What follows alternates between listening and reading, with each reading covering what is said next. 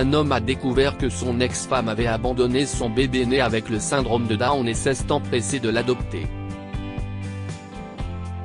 Des années plus tard, quelqu'un l'a appelé et lui a révélé un héritage auquel il ne s'attendait pas.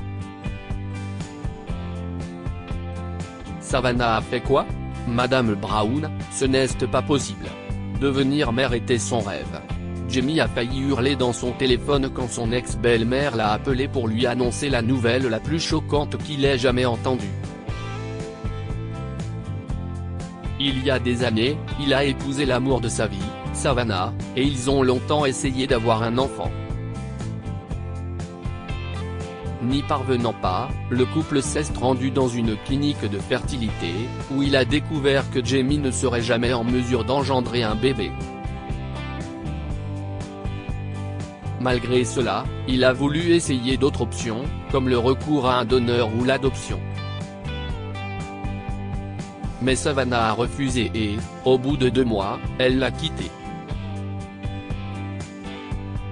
2 ans plus tard, Jamie a appris qu'elle s'est mariée avec un vieil ami, Cameron, qu'il connaissait depuis leur lycée au Texas.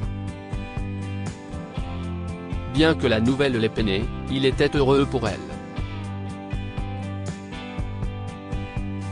Peut-être que maintenant elle aurait la famille de ses rêves.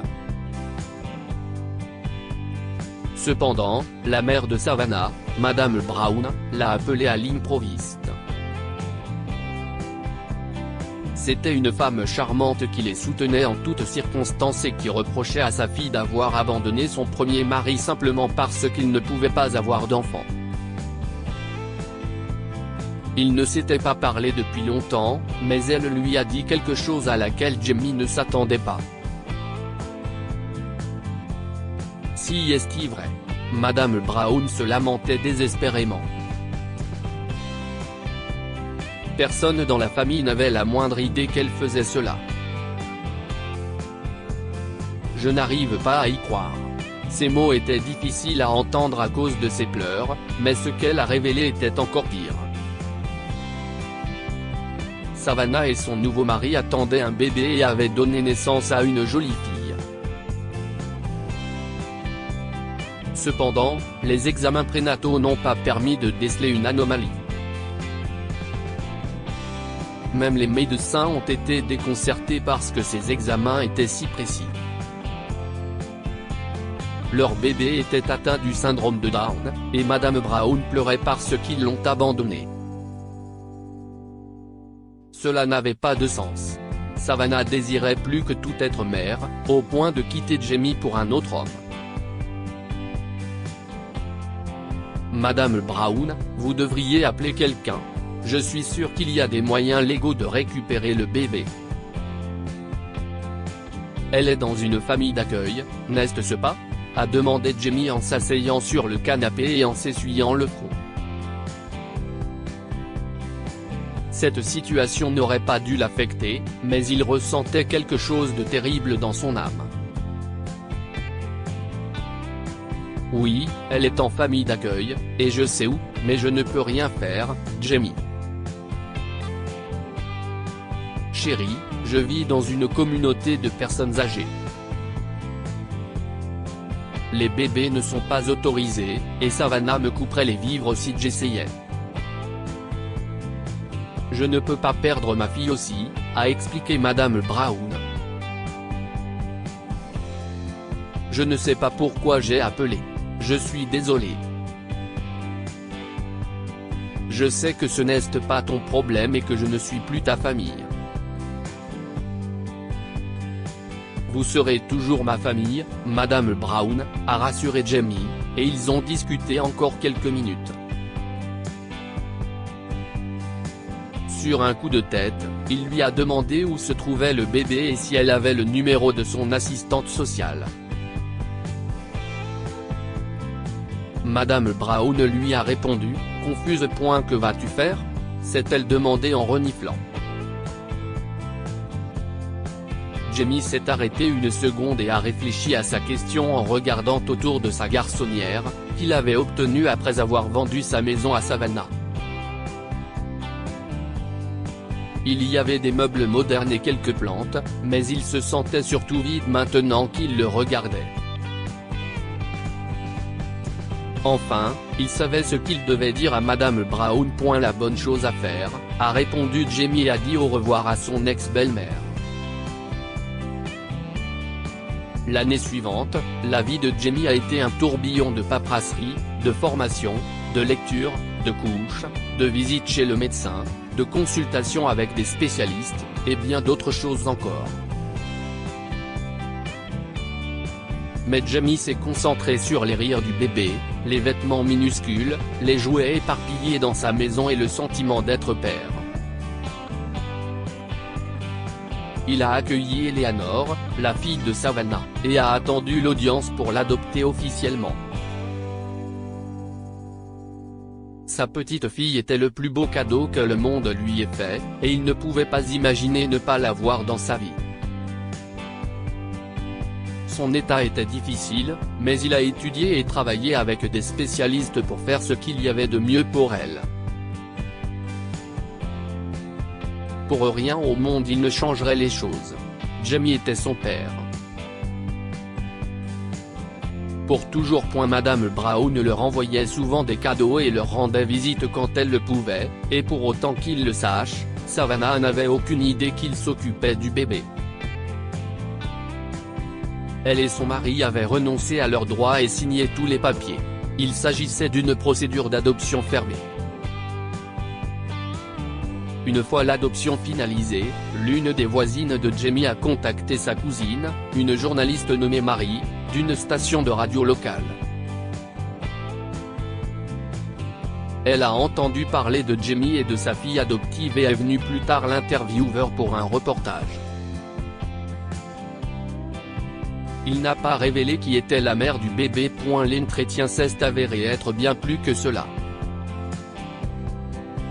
Après leur conversation, Marie a demandé à Jamie de sortir avec elle.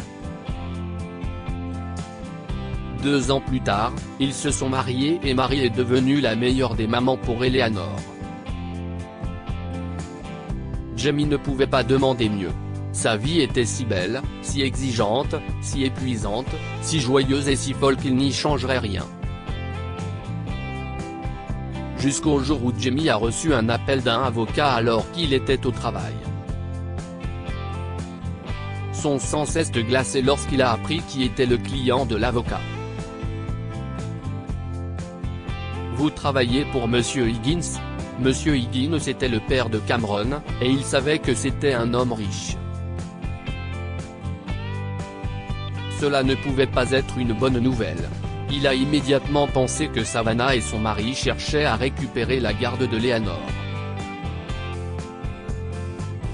Ce n'est pas possible. Il ne le permettrait pas.